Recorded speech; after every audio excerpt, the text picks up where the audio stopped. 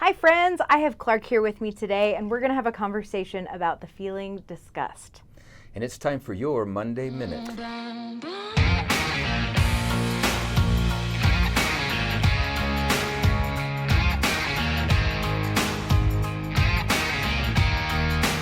Okay, so disgust is one of the core feelings of any kind of feelings wheel that you see.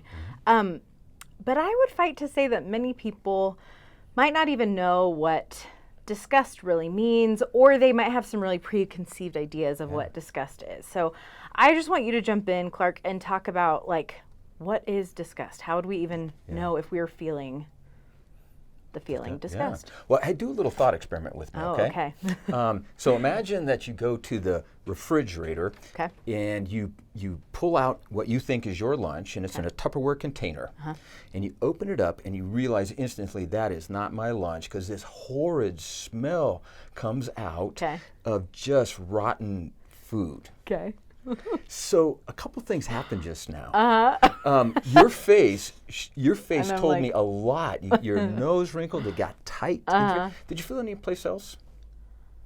Probably in my guts somewhere. In your gut? So your gut got it closed got a little off, right? tight or something, Yeah. Did you feel it in your throat? Did it tighten up a little bit? Maybe. I don't even know if I was aware what my body was doing, because it was just so visceral. But yeah, if you pull something gross out of the fridge, it's everything shuts up, Yeah, and that is a great example of a survival kind of a response. You are not going to be eating that rotten spaghetti. Nope. And all the things that would cause you to eat are shut down. Even if there's conflicting information, it still might look good. Sure. So that is your emotions are protecting you from toxic substances. The toxic substance in that could make you sick, right? Sure. So it's kind of interesting, because we also can sometimes feel that way about situations and people. Yeah. And we get this idea ooh, that doesn't feel right. And people even sometimes say, oh, that doesn't smell right. Even if it has nothing to do with smell. Right. Yeah. So this is a really terrific emotion for us to pay attention to. Yeah.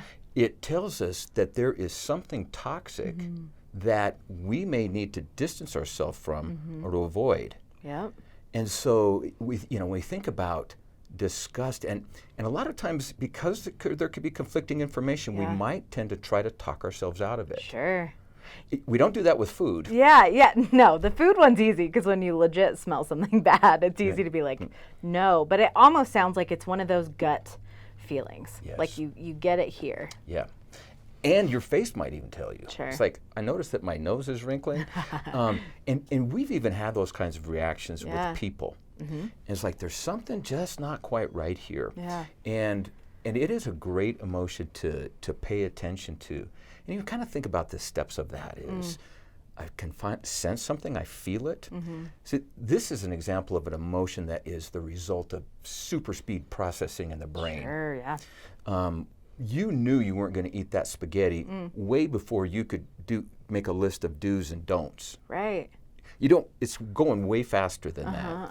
And the same could be true with potentially toxic situations with people. Yeah. That's our super processor. Our brain's aware of it even probably faster than our consciousness. Oh, absolutely. Is aware of it. You can't verbally think as fast as you get this emotional output. Sure. So it can be super helpful for avoiding.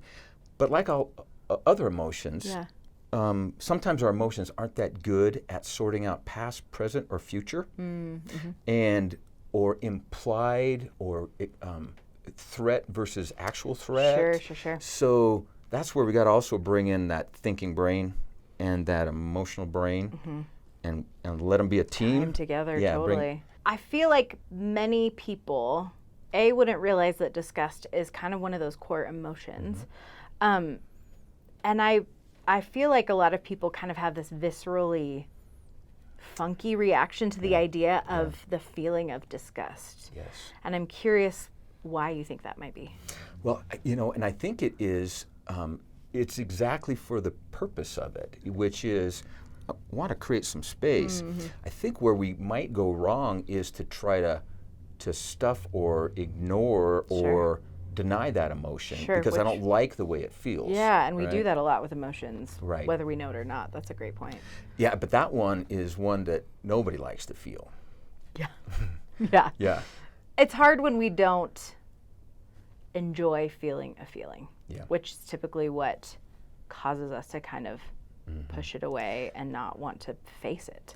You know, what's so interesting about it is we don't want to feel that feeling, but like a lot of our unpleasant feelings, if we will just sit with it for a little bit and understand it, then it will diminish and it won't stick with us as much. It may come back in a wave, but if we kind of sit with it, sort of diminishes. Yeah. But it also will probably keep us from feeling a whole lot more unpleasant down the road. Yeah, absolutely.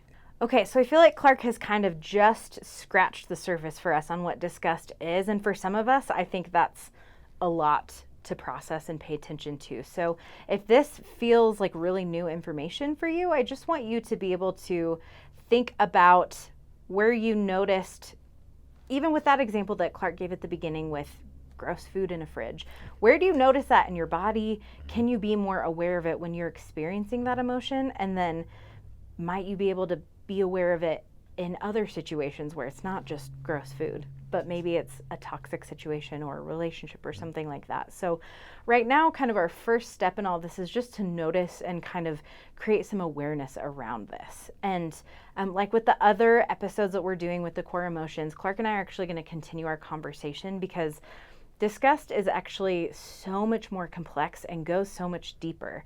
And it isn't necessarily just what we kind of see it to be on the surface. And so Clark and I are going to dive into that a little bit more. So you're going to want to click on that link to our YouTube channel to watch our footnotes episode that we're going to dive into this conversation deeper. But friends, get yourselves to Friday, enjoy your weekend, and we'll see you next week.